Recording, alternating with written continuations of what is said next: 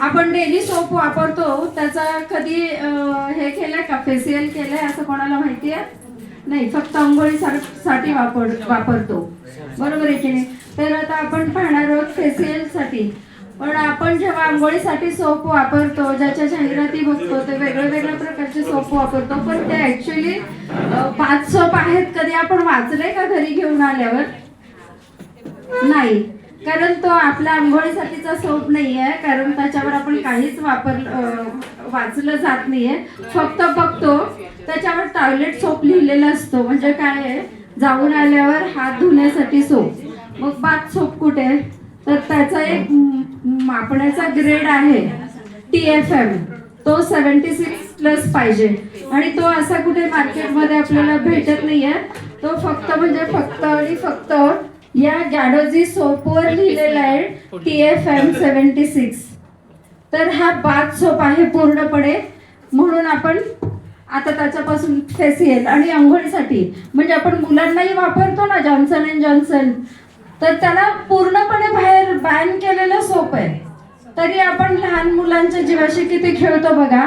पण त्याऐवजी जर आपण लहान जन्मलेल्या मुलाला हा गॅडोजी सोप वापरला, तर त्याची स्किन टाईटनिंग पासून जो नॅचरल कलर आहे त्याचा तसाच राहण्यासाठी खूप उपयोगी ठरतो हा गॅडोजी सोप डिएक्सनचा.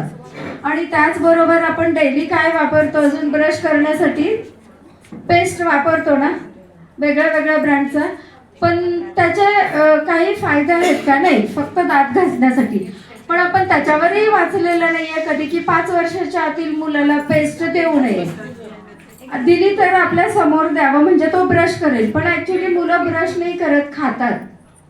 पण त्याचा साईड इफेक्ट काय कोणी बघत नाही.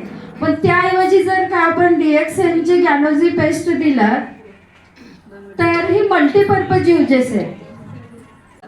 छान फेस करायचा आणि मग चेहऱ्याला लावायचं, आणि त्याच्यानंतर 5 मिनिटं राहू द्यायचा.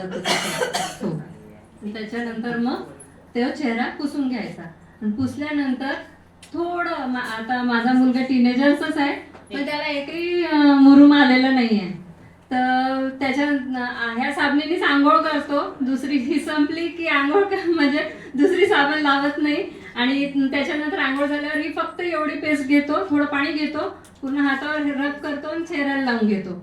त्याला अजिबात पिंपल्स नाहीये, डाग नाहीये. एखाद वेळेस त्याला जागरण वगैरे झालं अभ्यासामुळे, एखादा आला पिंपल्स, लगेच पेस्ट काढणार, लावून घेणार, अजिबात डागही राहणार नाही त्याला. म्हणजे एवढं छान आपलं म्हणजे पेस्ट, दातही घासतो आपण आणि चेहऱ्याला पण लावता येतं, आणि सोपचा रिझल्ट 1 नंबर आहे. आणि माझ्याजवळ ना सोप माझ्याकडे पाहूनच घेतले जातात की तुमचा चेहरा कशामुळे एवढा छान ग्लो करतो. आणि मग मी ते सांगते, नुसतं सोप घेऊन उपयोग नाही आहे, कारण की आतमधनंही आपल्याला प्रॉडक्ट खावे लागणार आहे. तर मग तसं मग स्पिरुलिना, चहा, व्हर्जिन ऑइल हे पण आपण कंझ्युम केलं पाहिजे, त्याच्यानंतरच आपल्या चेहऱ्यावर ग्लो येईल.